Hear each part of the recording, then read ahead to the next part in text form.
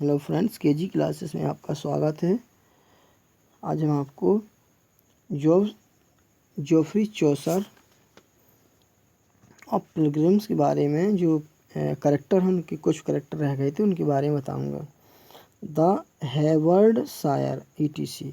Beside these there was a haberdasher, a carpenter, a weaver, a dyer and an upholsterer. They are dressed in the liberty of their fraternity.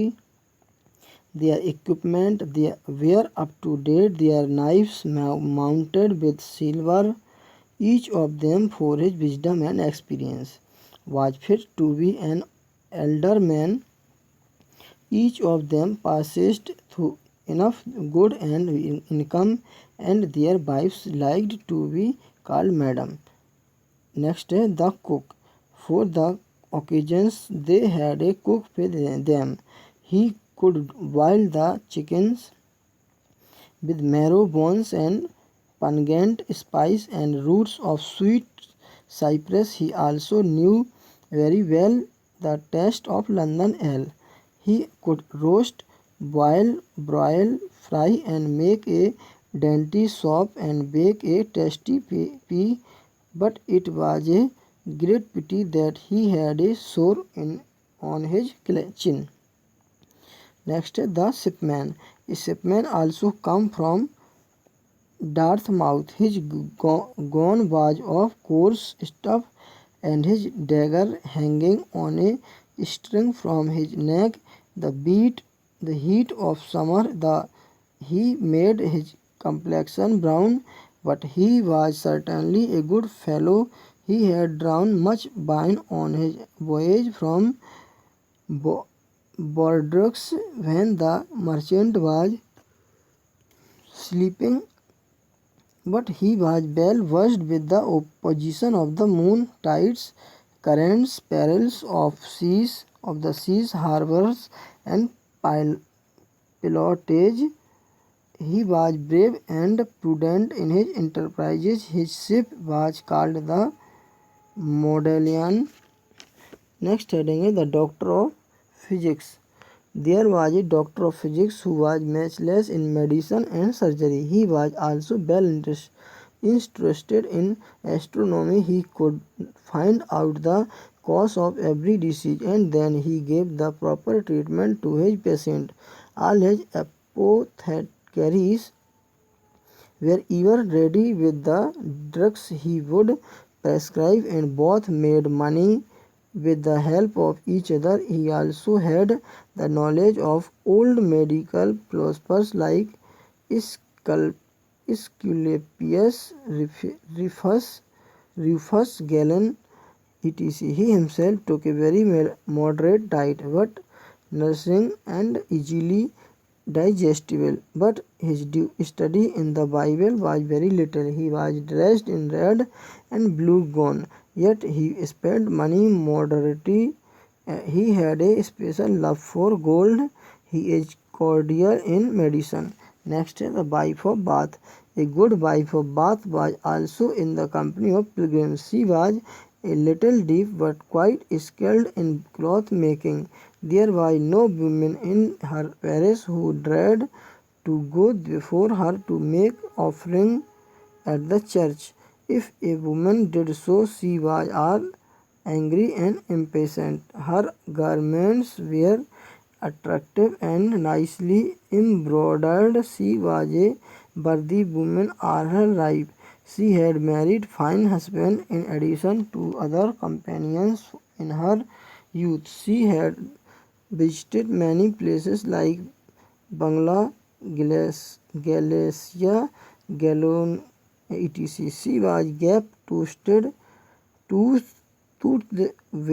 wore a fine wimple and a hat as broad as a buckler. In the company, she liked to laugh and chat. Next heading, a person. There was also a good man of religion. The poor person, he was rich in holy thoughts and work. He took pleasure in teaching his parishioners. He had shown himself humane, hard-working, and patient in misfortune.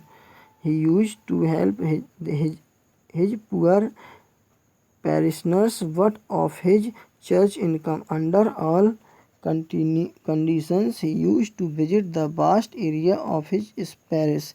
He set such a noble example to his parishioners that he was ever first to act and then to teach.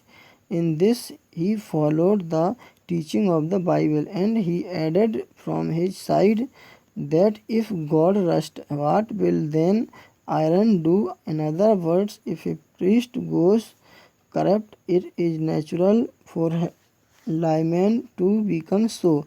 It is not possible to find a defiled shepherd and clean sheep. Therefore, instead of running to London or to St. Paul's, he stayed in his parish and looked to the welfare of his pupil. He always inspired his pupil Godward, but if any person was obstinate, no matter whether he were high or low in status, he would rebuke him sharply for the time being. Next studying the plowman. With the person was his brother and the plowman, who was a true and good worker. He loved good best with his whole heart at all times in prosperity as well as in adversity. He helped others to the best of his capabilities. He paid his tithes in full and in due time. Next, Miller. The Miller was a stout fellow who always got a prize at wrestling matches.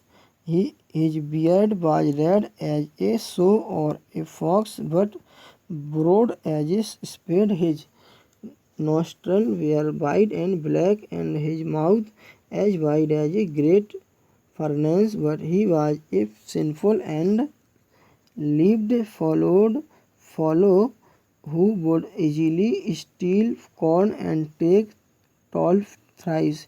He could blow and play upon a big pipe. The heading is the municipal. There was a municipal who was one of the wisest buyer of provisions, whether he paid in cash or brought on credit. He was always so watchful that he always made his purchase a good bargain. He had more than 30 masters who were well versed in law and who were worthy of being made steward of rent and land. But this municipal befooled with them all. The reeve or form bailiff was a slender and irritable man, but his head was seven like that of a priest. His legs were long and lean like a staff. No accountant could get the better of him. Well, he knew whether there was a drought of rain, how much the yield of harvest would be. His lordship sheep, cattle, dairy, swine, horses, store, and poultry were well entrusted to his care. No one could catch him in arrear. There was no bailiff, no herdsman, nor any other farm servant who did not know about his trickery and deceit, but they were afraid of him as of that he could make purchase better than his lord and could please his lord craftily so that the latter would give and lend him his goods and earned thanks to and also grown and goods. He was also a good workman, a carpenter. Next is the sumner. There was the sumner who had a fiery red face covered with red pimples. He was short, hot, and wanton as sparrow. Children were afraid of his appearance. No ointment or medicine could cure his disease. He loved garlic, onion, and also leeks with strong red wine. When drunk, he would stood like a mad person, and in that condition he spoke a few words of Latin for a quart of wine.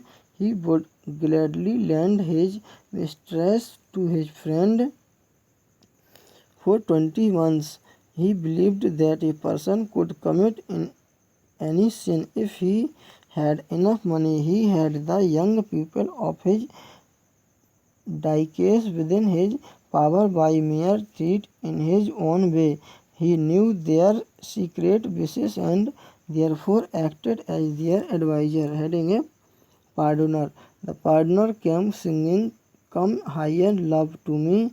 He had his peculiar manners which he taught to be modern. His shoulders were overspread with hair that lay thinly. Strip by strip he rode disheveled, bare-headed, with eyes staring like a hare.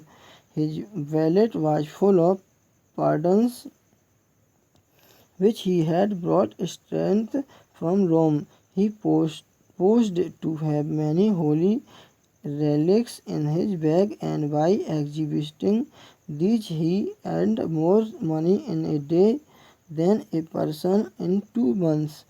Thus, with feigned flattery and jest, he made people his dupes.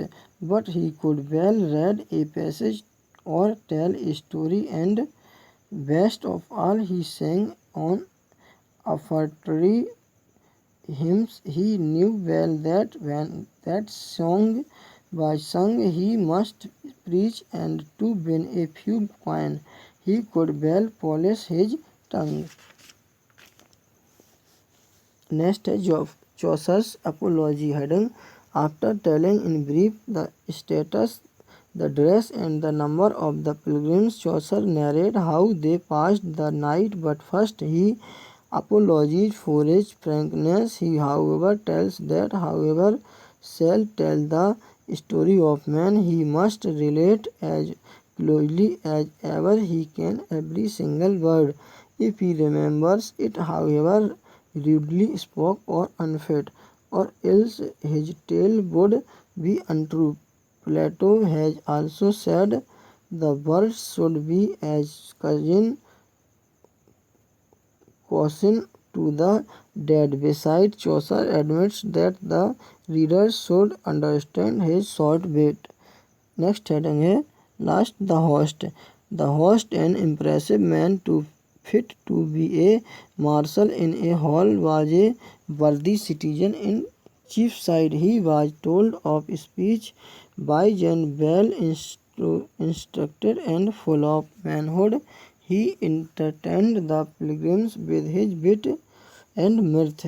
He welcomed them with full warmth, but he suggested to them a plan to avoid the boredom of the long journey of the pilgrimage. He would not like that they should ride along the reed dump as stone. His plan was that each of them, to shorten the journey, would tell two tales as they were on the move of Canterbury, and two more tales on their way back, and he who narrated the most excellent story would have a supper at the cost of all.